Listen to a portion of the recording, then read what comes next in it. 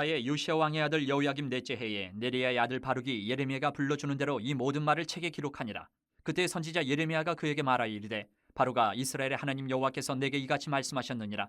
내가 일찍이 말하기를 화로다, 여호와께서 나의 고통에 슬픔을 더하셨으니 나는 나의 탄식으로 피곤하여 평안을 찾지 못하도다.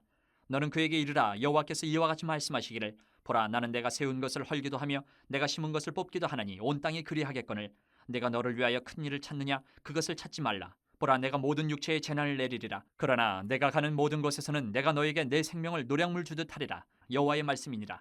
이방 나라들에 대하여 선지자 예레미야에게 임한 여호와의 말씀이라. 애굽에 관한 것이라. 곧 유다의 요시야 왕의 아들 여호야김 넷째 해에 유브라데 강가 갈그미스에서 바벨론의 느부갓네살 왕에게 패한 애굽의 왕 바로 느고의 군대에 대한 말씀이라. 너희는 작은 방패와 큰 방패를 예비하고 나가서 싸우라. 너희 기병이여 말에 안장을 지워타며 투구를 쓰고 나서며 창을 갈며 갑옷을 입으라. 여호와의 말씀이니라. 내가 본즉 그들이 놀라 물러가며 그들의 용사는 패하여 황급히 도망하며 뒤를 돌아보지 아니하면 어찌미냐. 두려움이 그들의 사방에 있음이로다. 발이 빠른 자도 도망하지 못하며 용사도 피하지 못하고 그들이 다 북쪽에서 유브라데 강가에 넘어지며 엎드러지는도다. 강의 물이 출렁임 같고 나일강이 불어남 같은 자가 누구냐? 애굽은 나일강이 불어남 같고 강물이 출렁임 같도다. 그가 이르되, 내가 일어나 땅을 덮어 성읍들과 그 주민을 멸할 것이라. 말들아 달려라, 병거들아 정신없이 달려라. 용사여 나오라. 방패 잡은 구스 사람과 붓 사람과 활을 당기는 루딤 사람이여 나올지니라 하거니와. 그날은 주 만군의 여호와께서 그의 대적에게 원수 갚는 보복이리라. 칼이 배부르게 삼키며 그들의 피를 넘치도록 마시리니 주 만군의 여호와께서 북쪽 유브라데 강가에서 희생제물을 받으실 것이미로다. 처녀딸 애굽이여 길르앗으로 올라가서 유향을 취하라. 내가 치료를 많이 받아도 효력이 없어 낫지 못하리라. 내 수치가 나라들에 들렸고 내 부르짖음은 땅에 가득하였나니 용사가 용사에게 걸려 넘어져 둘이 함께 엎드러졌음이라. 하나님은 우리가 전적으로 믿고 의지해야 할 분입니다. 너무나 잘 아는 말씀이에요. 그런데 이 너무나 당연히 머리로는 알고 있는데, 글로는 알고 있는데 쉽지가 않아요. 이렇게 하는 것이. 왜냐? 하나님이 눈에 보이지 않으니까. 우리 인간의 육체의 눈에, 육신의 눈으로 하나님이 보이지 않기 때문에 전적으로 하나님을 믿고 의지한다. 알고는 있지만 그게 참 쉽지 않아요. 왜냐? 우리 인간들은요, 눈에 보이는 것, 우리 인간적인 계산으로 볼 때 강한 것, 여기에 더 쉽게 끌립니다. 그래서 오늘 유다도 보면 유다 백성도 그 바벨론에게 멸망당하는 그 순간까지도 하나님을 의지한 게 아니고 애굽을 의지하는 모습을 보여요. 눈에 보이거든요. 그 당시 제일 강한 나라, 강한 황제, 애굽. 하나님은 눈에 안 보여요. 율법으로 배우기는 배웠어요. 하나님을 의지해야 된다. 하나님만 섬겨야 된다. 알고는 있는데 그게 쉽지가 않은 거예요. 당장 눈에 보일 때 애굽이 강하고 애굽의 황제가 너무너무 위대해 보이니까. 우리도 똑같습니다, 여러분. 나는 아니야. 아니요. 하나하나 꼬치꼬치 우리가 들어가 보면 우리 가운데 눈에 보이는 것을 기준으로 삼을 때가 참 많습니다. 오늘 바룩이라는 서기관이 등장을 해요. 바룩은 예레미야에게 하나님이 주신 말씀들을 받아 적는 사역을 하고 있어요. 한번 바룩을 보십시오. 어떤가? 바룩이 예레미야가 하나님께 들은 말씀을 이야기하면 열심히 기록을 합니다. 받아 적어요. 그런데 그 바룩이 영혼 없이 그냥 기계적으로 이렇게 받아쓰기, 일명 받아쓰기를 했느냐? 아니다라는 거예요. 오늘 45장 이 말씀, 짧은 말씀이지만 5절까지 있는 말씀이지만 그 말씀을 묵상을 해보면 이 바룩이 기록하는, 받아 적는 이 말씀에는요, 하나님의 심판에 대한 내용이 쫙 기록이 돼요. 예레미야를 통해서 주시는 하나님의 심판의 내용을 받아 적습니다. 그런 바룩의 모습을 보면 그 받아 적으면서 그 내용이 바룩 자신에게 와닿는 거예요. 지금 우리나라가, 우리 조국 유대가 지금 이 하나님의 심판의 대상자인데 적으면서도 애통하는 거예요. 적으면서도 눈물이 흐르는 거예요. 그냥 기계적으로 받아쓰기 하는 게 아니에요. 우리나라가 회복돼야 되는데. 말씀을 적으면서도 자기가 막 속에 가슴이 뜨거워지고 안타깝고 나라를 생각하면 눈물이 나는 거예요. 이것이 왜 이랬을까요? 바룩은 하나님의 말씀을 그대로 받는 거예요. 그대로 받아들이는 거예요. 이루어질 말씀으로. 그러니까 자신의 조국 유다가 답답하고 두렵고 안타깝고 눈물이 나고 애통하는 거예요. 적으면서도. 이것이 하나님을 전적으로 의지하는 사람의 모습이에요. 바룩이 적은 그 글을 보십시오. 하나님의 말씀을 기록했어요.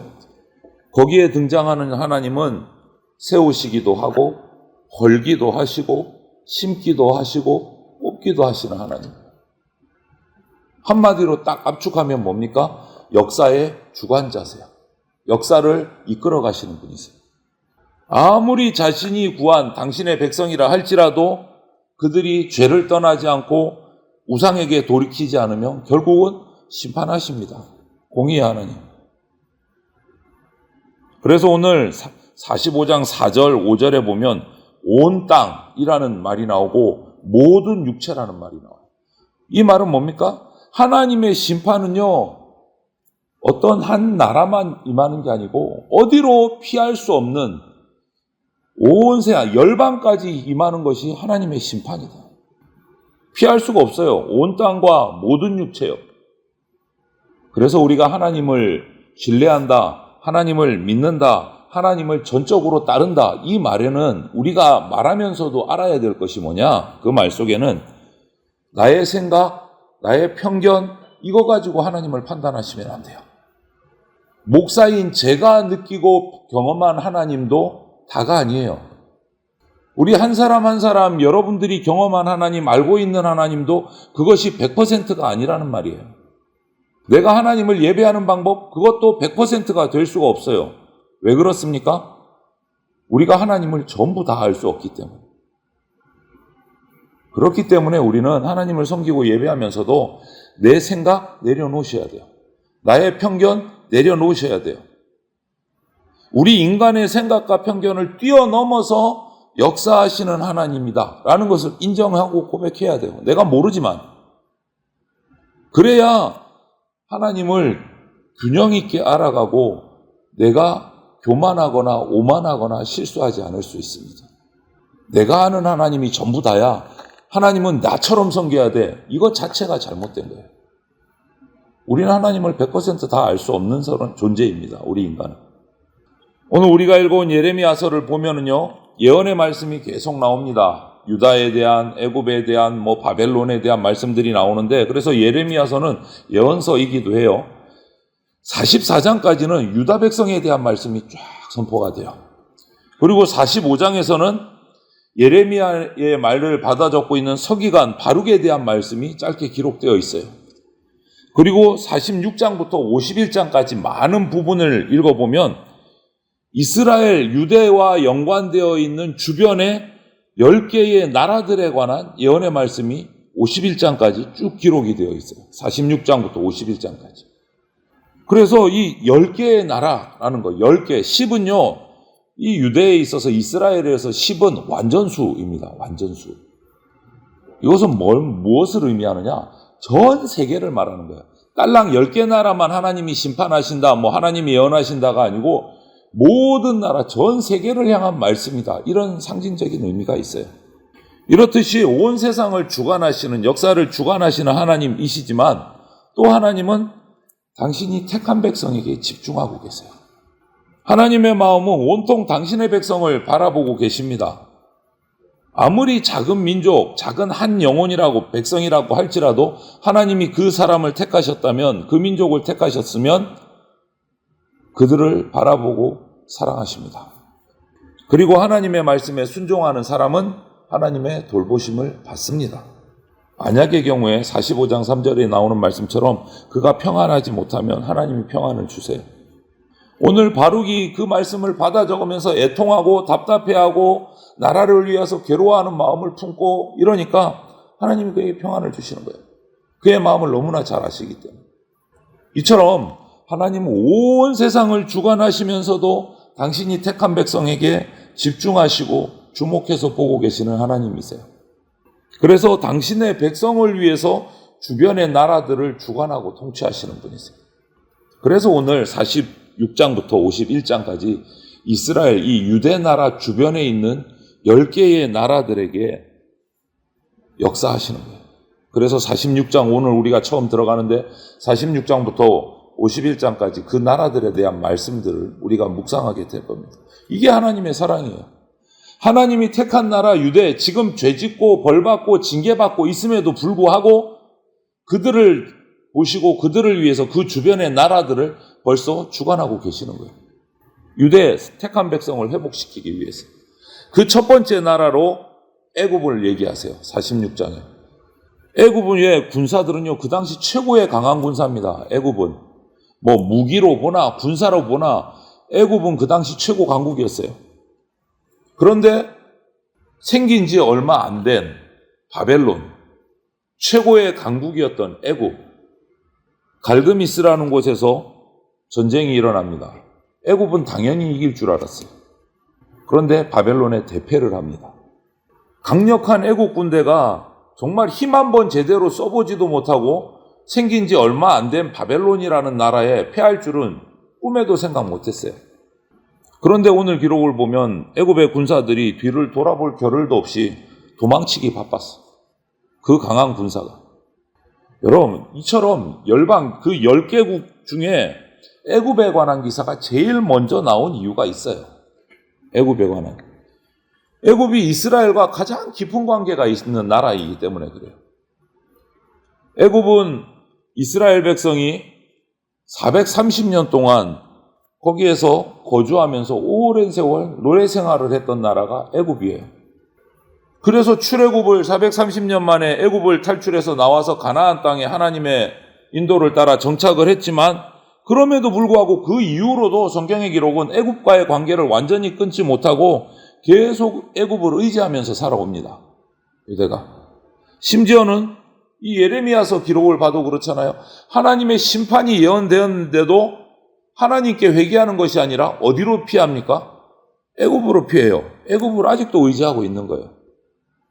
그래서 하나님은 이 10개의 유다 나라를 괴롭히고 있는 10개국을 치시는데 제일 먼저 누구를 치십니까?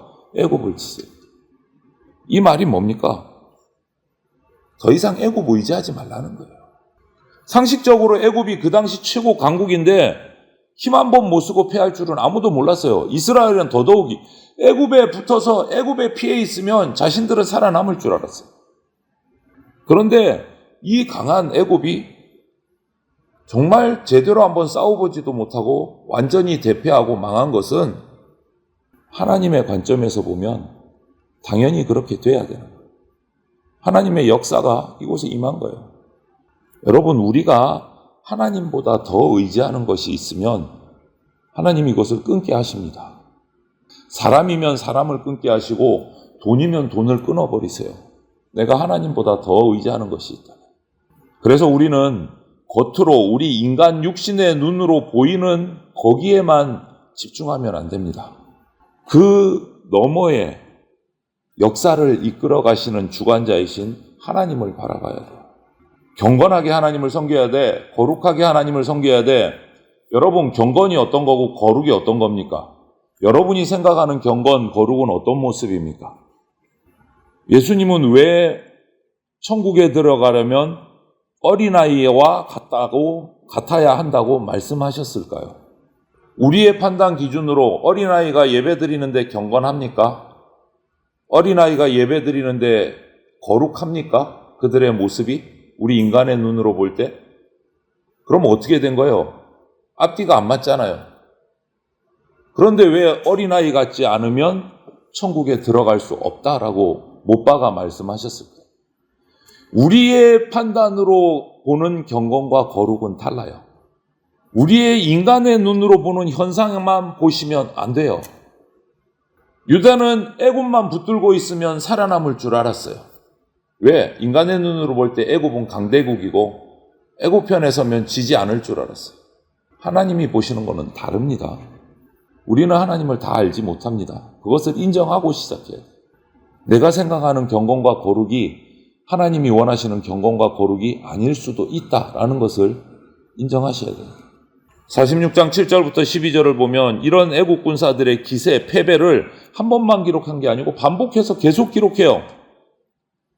7절, 9절은 애굽이 얼마나 강한 나라였는가, 군사였는가를 기록해요. 마치 그 기세가 나일강이 불어나는 것 같다라고 8절에서는 묘사를 해놓고 있어요. 여러분, 나일강은, 그 애굽이 품고 있는 나일강은요, 세계에서 가장 긴 강입니다. 강 길이가 6,700km나 돼요. 우리나라 한반도 저 위에 한경도부터 제주도까지 가도 6,700km가 안 돼요. 그 나일강이 주기적으로 물이 넘쳐요. 그런데 그런 것 같이 애굽의 군대가 엄청나다. 나일강이 넘치는 것 같이 애굽 군대의 기세가 엄청나다. 어마어마한 거죠. 거기다가 그걸로 끝난 거 아니고 오늘 보니까 구스 사람, 붓 사람, 루딤 사람, 용병들까지 다 가세를 했어요. 천하무적인 것 같아요. 무엇으로 볼 때? 인간의 눈으로 볼 때. 이런 애국 군대를 누가 이기겠느냐? 애국 편에 붙어야지. 이 말인 거죠. 그런데 그들이 단번에 패합니다. 힘 한 번 제대로 써보지 못하고 패해요. 하나님이 도구로 쓰시는 바벨론 앞에 속절없이 무너져요. 처참하게 패합니다. 그게 11절 말씀이에요. 여러분, 눈에 보이는 것이 전부가 아닙니다. 세상은 화려한 것, 멋진 것, 우아한 것, 강한 것, 뭐 이런 것에 다 빠져들어요. 그러면 다 될 것 같이 생각을 해요. 하지만 하나님은 그 모든 것을 단번에 물거품으로 만들어 버리시는 분이십니다. 역사의 주관자는 세상이 아니고 하나님이세요. 인간의 오만한 계획 무너뜨리십니다. 인간의 오만한 편견, 시선, 하나님 앞에서는 의미 없습니다. 다시 한번 말씀드립니다. 우리 인간의 눈에 보이는 것은 전부가 아닙니다. 세상은 나 자신을 믿어라 막 부추겨요. 한 치 앞도 알지 못하는 나를 믿는다? 정말 근거 없는 자신감이에요. 정말 어리석은 거예요. 그런 우리를, 인간의 모습을 야고보서는 뭐라고 얘기합니까? 4장 13절, 야고보서 13절, 14절을 보면 잠깐 보이다 없어지는 안개라고 표현을 해요. 그게 우리 인간이에요. 인간의 생각이에요. 인간의 고정관념이에요. 잠깐 보이다 없어지는 안개. 하나님 앞에 서면 우리는 그런 존재밖에 안 돼요. 그런 나를 믿어라, 그런 나를 따르라, 이것처럼 어리석은 게 없는 거예요. 유대가 그런 애굽을 따르다가 지금 애굽이 단칼에 하나님께 붙들림 받아 쓰임받는 바벨론에게 한 방에 무너져 버렸어요. 여러분, 우리가 믿고 의지해야 될 대상은 불완전한 나가 아니고, 불완전한 세상이 아니고 역사의 주관자이신 완전하신 하나님입니다. 그 하나님을 바라보고 믿어야 돼요. 평생을 말씀을 읽고 따라도 다 알 수 없는 그 하나님, 진리이신 예수 그리스도, 그분을 따라야 돼요. 하나님은 그런 우리를 그래도 사랑해 주시고 돌이키게 기회를 주시고 관심을 집중하셔서 한 사람 한 사람 세심하게 돌보시는 분이십니다. 우리를 너무너무 사랑하셔서 우리가 하나님에 의해 다른 것을 의지하면 그것을 끊게 해주시는 분이세요. 그 사랑이 얼마나 깊고 큰지를 여러분, 우리가 잊으면 안 됩니다. 그래서 우리를 전적으로 사랑하시는 그 하나님을 우리도 전적으로 의지하면서 살아가시는 그러한 주의 복을 받는 복된 백성들 다 되시기를 주님의 이름으로 축원을 드립니다. 아멘.